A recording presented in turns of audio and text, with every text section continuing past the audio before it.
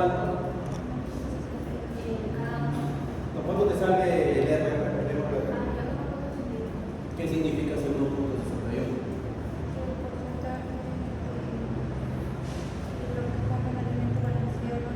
Ya, que en los gatos que comen alimento balanceado, ¿hay qué cosa? Hay un porcentaje o hay un riesgo. Recuérdense que la medida de incidencia es una medida de riesgo. Es una medida de riesgo porque es una medida longitudinal. Empieza con animales que no tenían el evento y luego de un periodo de tiempo lo desarrollan. Esa es una medida de riesgo. Entonces tú dices más o menos, ese 1.61 indica que en los gatos que comen alimento balanceado hay un riesgo de que desarrollen urolitiasis. ¿De cuántas veces? De 1.61 veces comparado a quién? Los que no comen balanceado. Comparado a los que no comen balanceado.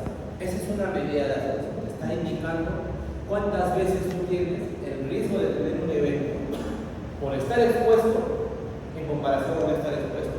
Lo podrías haber dicho también como porcentaje, Jaime. Podrías haber dicho como el riesgo de desarrollar urolitiasis en los gatos que comen alimento balanceado, ¿qué porcentaje mayor es?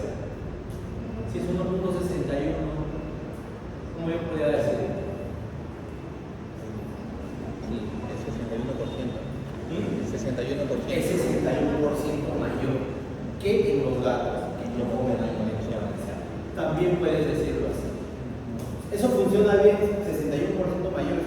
Funciona bien cuando la medida esté entre 1 a 2. Porque si es más de 2, no vas a decir que va a ser 120 y tantos por ciento. Funciona bien cuando está ahí. ¿Ya? Entonces, ¿cómo le salió esto?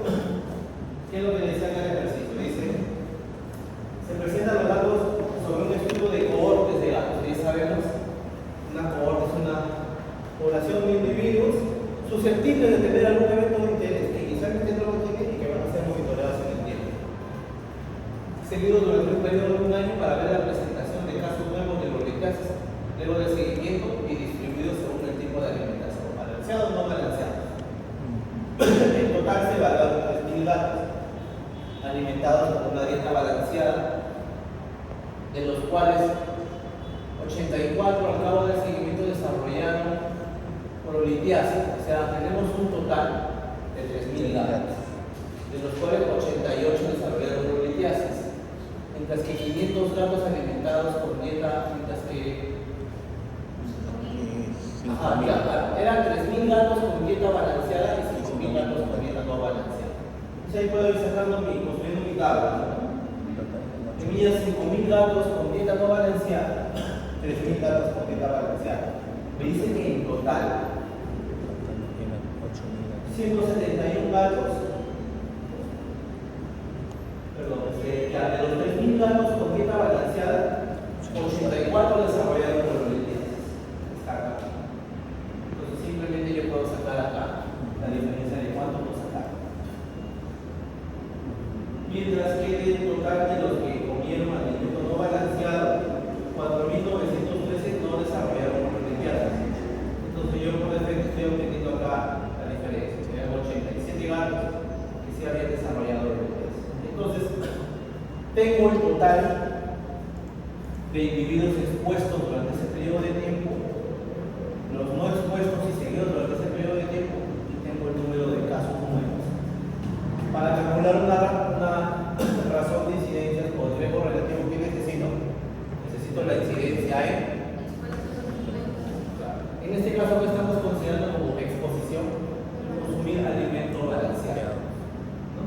Entonces, mi incidencia en expuesto, estoy comparando la incidencia acumulada, 0.028, mientras que la incidencia en expuesto es 0.017. Ya tengo esa medida, simplemente el riesgo relativo que es igual, es la división entre la incidencia en expuesto versus la incidencia en no expuesto. Y eso me sale ese valor. Corríjame si estoy equivocado. ¿Está bien? ¿Cuánto debe salir a ti este hecho? ¿Ah? ¿cuánto sale 1 punto? A ver.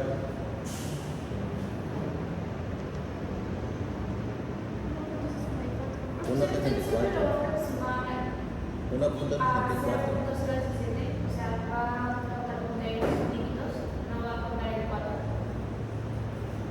O sea, sí, generalmente lo puedo redondear a 2 dígitos. Por eso salimos a 1.69 y 1.61. 64. 1.64. No, a mí me sale. Sí, sí, A ver, 0.028. 0.028. 0.017. 0.017 igual. Sí, claro. Es que le sale 61 porque le pone el 4. El cuatro. 4. Vamos a trabajar solo con 2 decimales. Viendo con 2 decimales es 0.028 entre 0.017. 1.64. Eso es igual a 1.65 en realidad. Ya, porque le pongo la de 2 decimales. Está bien. Decimales, o sea, puedo considerarlo, ¿ya? Porque al final de cuentas estamos hablando de 1.6. Entonces, ¿qué significa eso? Sí. Vamos a corregir acá. El riesgo de desarrollar una proteasis para animales de esta valenciana es 1.65 veces para el riesgo de proteasis en las presentadas por la otra opción. El 65%. El riesgo de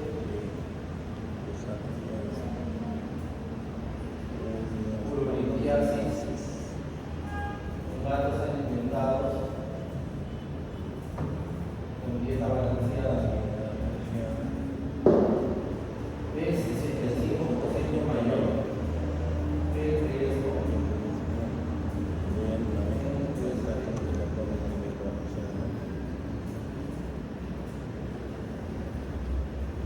no balanceada.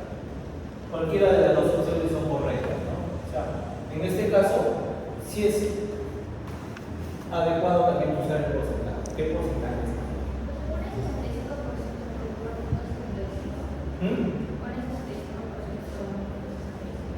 Claro, o sea,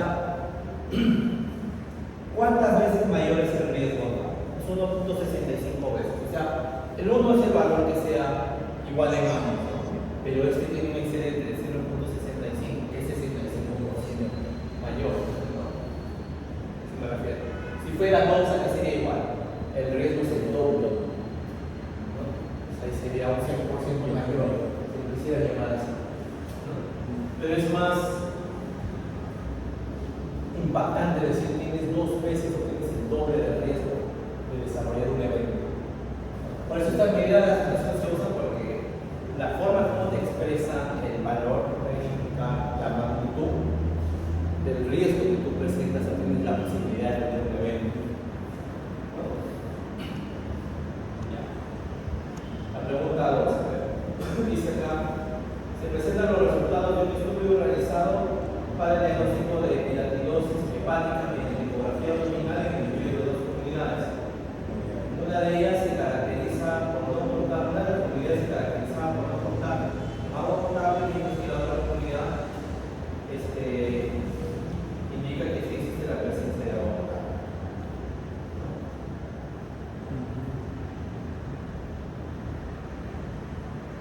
Le están pidiendo el valor de OR, odds ratio entre esto y esto.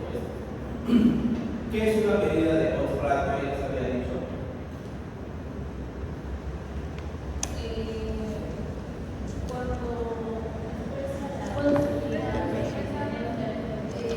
Ya, dilo de nuevo, por favor.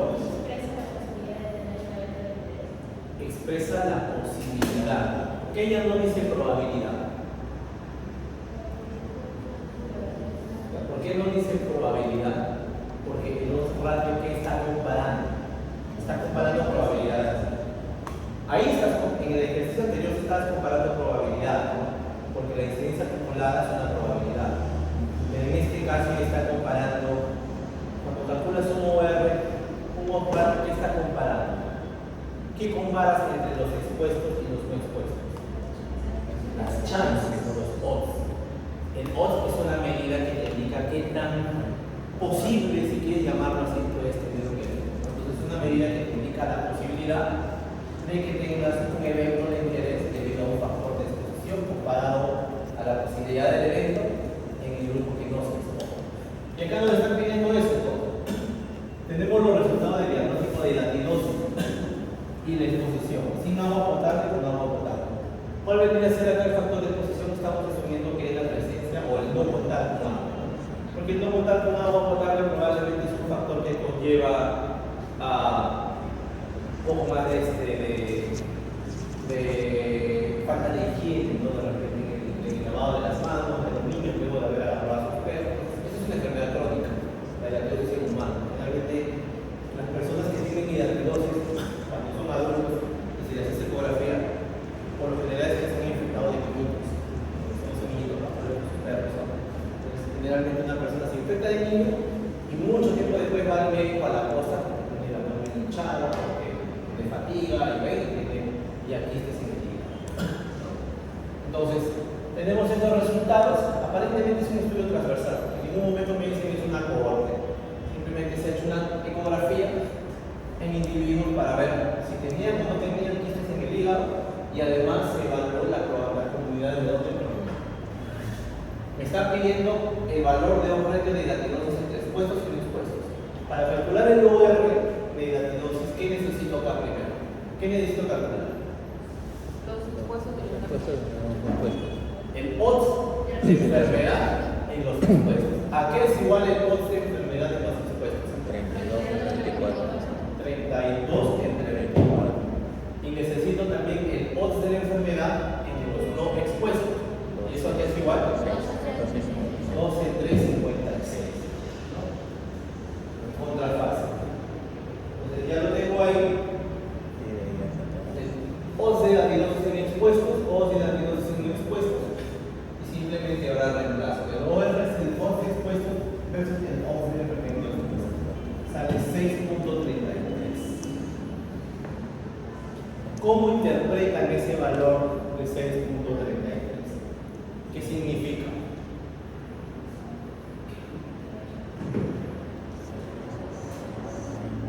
¿Qué significa? Acá, ¿cómo diría? ¿Cuál sería mi enunciado?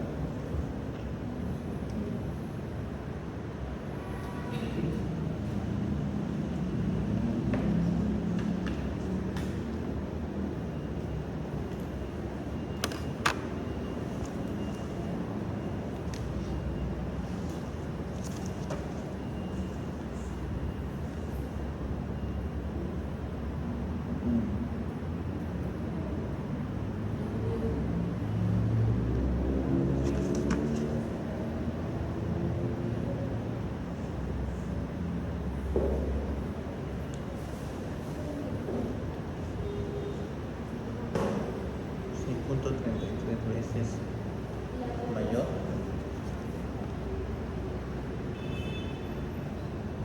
¿Qué significa el OR? ¿Qué significa 6.33? La población consume agua No controla.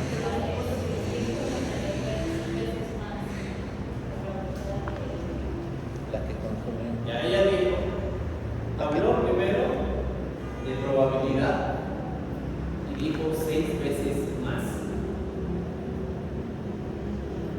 ¿Es correcto? ¿Qué está comparando el OR? Está comparando odds, chances o posibilidades. Entonces no puedes decir probabilidad. Hablas de pareja, hablas de chance. Simplemente di la chance. ¿No? La chance de que una persona tenga hidratidosis por venir de una comunidad sin acceso a agua potable es 6.33 veces más. 6.33 veces más o solo 6.33 veces. 6.33 veces más. No, es solo 6.33 veces. Si dijera 6.33 veces más, acá tendría que ser ¿cuánto? 7. 7.33. Simplemente es eso, la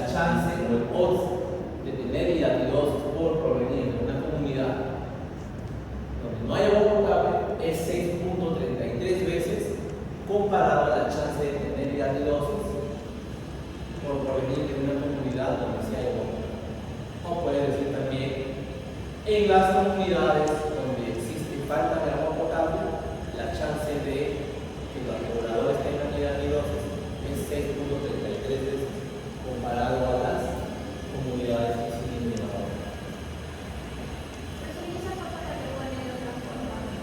¿Qué? Ah, ya. ¿Qué es lo que pasa con el OR? El OR, a diferencia de la razón de prevalencias y del riesgo relativo, tiene una característica bien bonita, que es una medida simétrica. ¿Qué quiere decir? Que si ustedes calculan el odds de enfermedad entre expuestos y no expuestos, es igual a si ustedes calcularan el odds de exposición en los enfermos versus los sanos. O sea, ustedes han calculado esto entre esto, entre esto. Pero si ustedes lo hicieran al revés, les sale igual, porque no es una medida simétrica.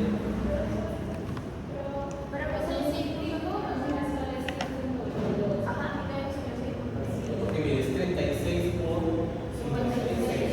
Entre 12 por 24 sale 6 por 50. 32 por 32 por 22 por 56 entre 200 por 24 6.22.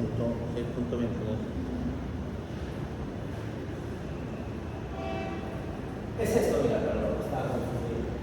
Ahí está también. Es que esta fórmula de acá,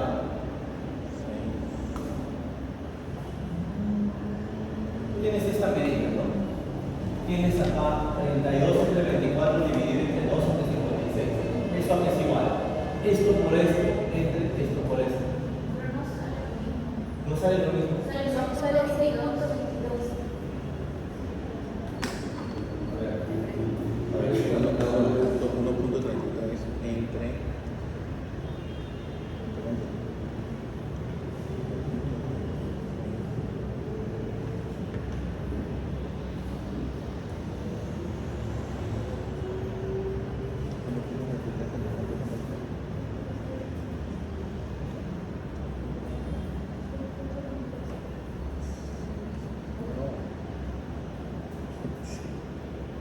Oye, pues, es que esto sale, no sale 6.33, sale 6.22.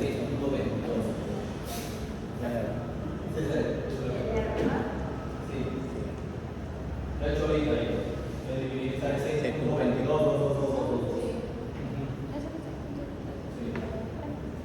Sale 6.22. ¿Ya? Y eso es lo mismo, como les digo, que si lo hicieran al revés. Eso es lo mismo que calcular.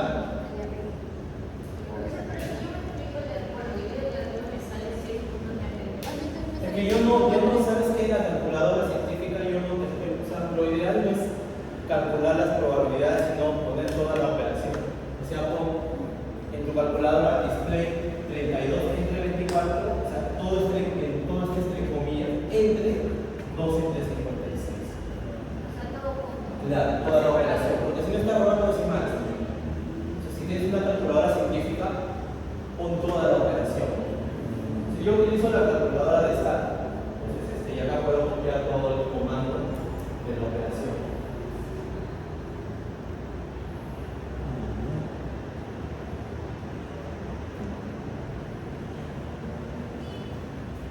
Claro, y si ustedes, ahora sí, y si ustedes calcularan esto al revés, esto entre esto, les sale igual, sale el mismo valor, porque el OR, a diferencia del riesgo relativo a la razón de incidencias, es una medida simétrica. ¿Y esto por qué es importante? Porque el OR, en realidad, lo que ustedes están haciendo acá, y lo vamos a ver en la clase del miércoles, es una medida de asociación que ha sido diseñada para un tipo de estudio especial, que se llaman estudios caso-control, que es un diseño de estudio epidemiológico. ¿Ustedes qué han visto hasta ahora? Han visto que si quiero ver, por ejemplo, una enfermedad, voy y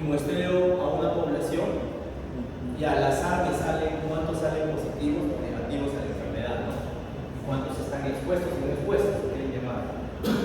Pero un estudio de caso control es un estudio que, por ejemplo, se hace cuando quiero evaluar una enfermedad de muy rara ocurrencia y quiero evaluar qué factores están asociados a que haya ocurrido esa enfermedad. Imagínense, quiero yo evaluar si la exposición a insecticidas está asociado al desarrollo de leucemia, de leucemia en niños, imagínense. Niños que coman productos provenientes de la insecticidas y desarrollan leucemia. ¿A cuántos niños tendría yo que evaluar para tener suficiente cantidad de casos de leucemia para compararlo con un estudio de prevalencia? La prevalencia de esos cánceres son bajas, ¿no? O sea, la población general no va a estar de 1 de cada 10 niños, exagerando más todavía. Entonces, en enfermedades muy raras ocurrencia eso sería muy poco práctico. Entonces, los estudios caso control, ¿qué hacen? Parten del revés, o sea, parten ya identificando quién tiene la enfermedad, quién no tiene la enfermedad. Generalmente, el grupo que tiene la enfermedad y no tiene la enfermedad tienen que ser de alguna manera similares a provenir de la misma población. Y lo que tú haces en ellos es evaluar sus historias pasadas. En el pasado, ¿qué pueden haber tenido que haya conllevado a que actualmente tenga la enfermedad? Y en ese estudio caso control se calculan los ORs, pero no un OR para comparar otra enfermedad en expuestos versus no expuestos. Lo que tú comparas en un caso control es ver cuál es el odds de exposición en los casos versus el odds de exposición en los que no son casos. El ejemplo más claro fue lo que se hizo con el estudio de Zika. Ustedes no sé si recordarán que en el año 2016-2017 hubo un brote de Zika en Sudamérica. ¿Se acuerdan de la enfermedad de Zika? ¿Ah? ¿Qué? No, Zika era una enfermedad transmitida por mosquitos, parecía a dengue. Pero ¿cuál fue uno de los problemas que vieron justo en Brasil? Se dio un estudio, era que justo en ese momento donde fue el brote de Zika, empezó a haber en Brasil un aumento del nacimiento de niños con microcefalia, niños que salían con alguna alteración genética que sea de que no había un desarrollo completo del cerebro, no lo voy a determinar, incluso hasta con microcefalia. Y empezaron a ver qué era lo que había estado pasando, ¿no? ¿Qué estaba ocurriendo eso? Y hicieron un estudio caso control.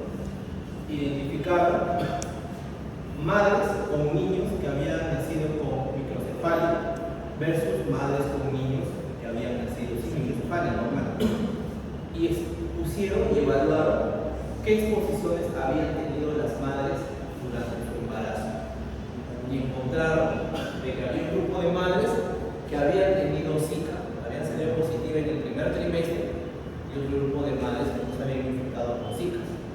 Y vieron de que en las mamás que habían tenido Zika, o sea, las mujeres que estaban gestantes en el primer trimestre que habían tenido infección con Zika, la chance de que sus hijos nazcan con microcefalia era de 22 veces. O sea, vieron de que Zika, la infección por Zika durante el primer trimestre de embarazo era un factor muy fuertemente asociado a que esos niños hayan nacido con microcefalia. Lo hicieron con un caso control, ¿no? O sea, lo que dijeron es, la chance de que una mamá o un niño con microcefalia haya estado expuesta a Zika en el primer trimestre era mucho mayor que los niños que habían nacido.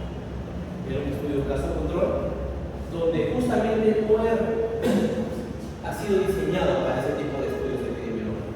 Acá lo que estamos utilizando es un diseño del estimador de OR para comparar enfermedades expuestos y no expuestos.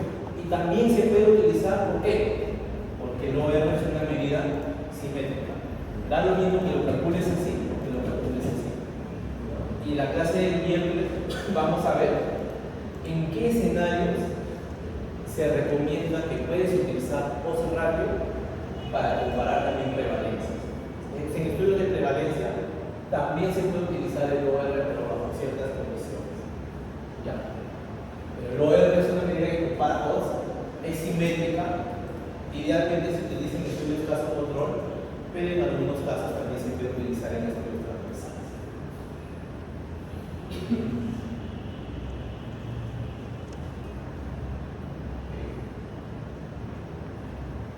La pregunta dice: los datos a continuación presentan los resultados de un estudio de cohorte de retrospectiva. Esto también lo hemos visto en los diseños de estudio, pero vamos a explicar. Una cohorte de retrospectiva en una fábrica de materiales de techo, cuyo objetivo era determinar la asociación entre la exposición o no exposición a asbesto de la asociación o no a asbesto y el desarrollo de cáncer del pulmón en trabajadores de dicha fábrica. O sea, querían ver si los trabajadores de dicha fábrica estar expuestos a asbesto conllevaba que desarrollen cáncer del pulmón, ¿no? Para la cual se dado los resultados de nuevos casos de cáncer del pulmón y el tiempo en el cual los individuos estuvieron expuestos al tipo de persona. ¿A qué les hace pensar cohorte retrospectiva? Hasta ahorita todos entendemos que una cohorte es un grupo de individuos que ahorita empezamos acá y hacia adelante lo vamos a evaluar. Por ejemplo, ustedes, ahorita de repente son negativos, no sé, pues a resfrío, todos están sanos. Y yo voy a evaluarlo porque quiero ver en el transcurso de los 6 meses o en el transcurso del año cuántos eventos de resfrío van a tener. Eso como tal es una cohorte prospectiva, porque empiezo con un grupo de individuos desde el momento actual, individuos sin eventos susceptibles y hacia adelante voy a ver su desenlace.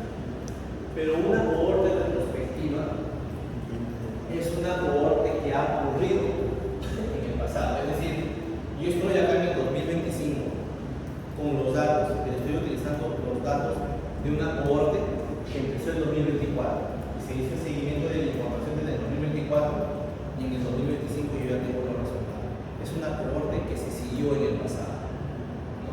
También una cohorte prospectiva es la que empieza recién. Entonces, estos son los datos que están hablando. Tienen los datos históricos de una cohorte de trabajadores que tenía segura 10, 15, 20 años en la fábrica y se quiso ver cómo estos individuos que entraban sanos iban apareciendo los casos de cáncer del pulmón. Casos nuevos, estamos hablando de cohorte de incidencia. Entonces tenemos ahí los casos, ¿no? Tenemos de las personas expuestas a asbesto 31 casos y tenemos el total de personas años que contribuyeron estos casos, ¿no? Y de las personas no expuestas a asbesto tenemos esta cantidad de casos y este total de personas años que estuvieron expuestas. ¿A qué les hace pensar esto a personas años, personas tiempo? ¿Se acuerdan qué medida de frecuencia era eso? Tasa de incidencia. Tasa de incidencia. Entonces, ¿yo puedo utilizar tasas de incidencia para calcular riesgo relativo? También se puede. O sea, para riesgo relativo, tú puedes utilizar incidencia acumulada, o sea, proporciones, como vimos hace rato, pero también puedes comparar tasas de incidencia.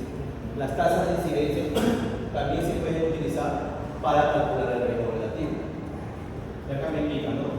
¿Cuál es la medida de asociación apropiada para responder a la pregunta de investigación? Es decir, si hay asociación entre los casos de cáncer del pulmón y de exposición a asbesto, estamos hablando de casos nuevos y estamos hablando de una cohorte de personas que han contribuido con este tiempo de observación. Entonces, ¿cuál sería la medida de asociación ideal? Riesgo relativo. Y ahora hay que calcular. Simplemente, para calcular el riesgo relativo, acá que necesitamos la tasa de incidencia de cáncer del pulmón en expuestos. Serían los 31 nuevos casos divididos entre el total de tiempo personas, el total de personas años que contribuyen. Sale ese valor. Y en los no expuestos, igual, número de casos divididos entre el total de personas años. Como estas son las mismas unidades, al dividirlos, estas se van a ir. No hay ningún problema con eso. Y al responder ese valor, nos sale ese dato, 4.68. ¿Ya? ¿Sale igual? Ya ves, acá está la calculadora por 1.63.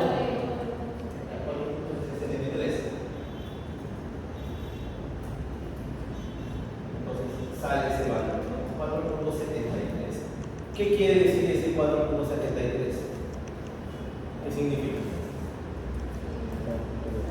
La interpretación es lo más importante. En el examen, este cálculo va a valer la mitad de la respuesta. O sea, lo importante acá no es que ustedes solamente aprendan a operar, porque de eso no se trata la epidemiología. La epidemiología es que aprendan a interpretar este valor en función de su concepto. Es una medida de asociación, es una medida de riesgo. ¿Qué quiere decir? Hay un mayor riesgo de tener cáncer de pulmón si estás expuesto a riesgo. ¿Sí o no? ¿Cuántas veces es ese riesgo? Entonces, ¿cómo lo interpretan? En las personas que están expuestas a esto,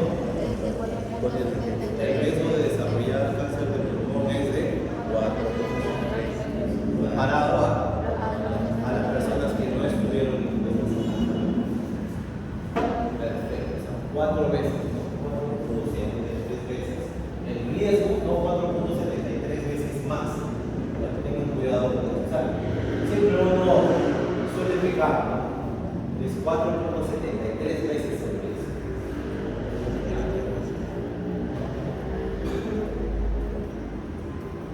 Está fácil, ¿no?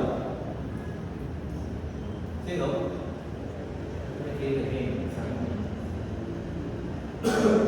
Ya dice acá, se presenta a continuación los resultados de un estudio de prevalencia de neurocisticercosis en una comunidad rural en el norte de Perú, que estuvo con 3.240 personas en esa comunidad. El diagnóstico de neurocisticercosis se hizo mediante la combinación de serología, muestra y tomografía cervocutalizada. Así es lo que se suele hacer el diagnóstico en humanos. Una persona se le hace la tomografía para ver las lesiones cerebrales. Hay algunas lesiones que podrían también ser sugerentes de otro tipo, como de vasculitis, de miomas, ¿no? O hasta tuberculosis cerebral. Entonces, siempre se necesita la confirmación con la serología. Una persona con imagen positiva y que presenta además serología positiva, la presencia de anticuerpos es casi cantado y hay un 99% que es neurocisticercosis. De estos 3.240 se reporta un 15% de casos positivos a neurocisticercosis, o sea, la prevalencia es de 15%.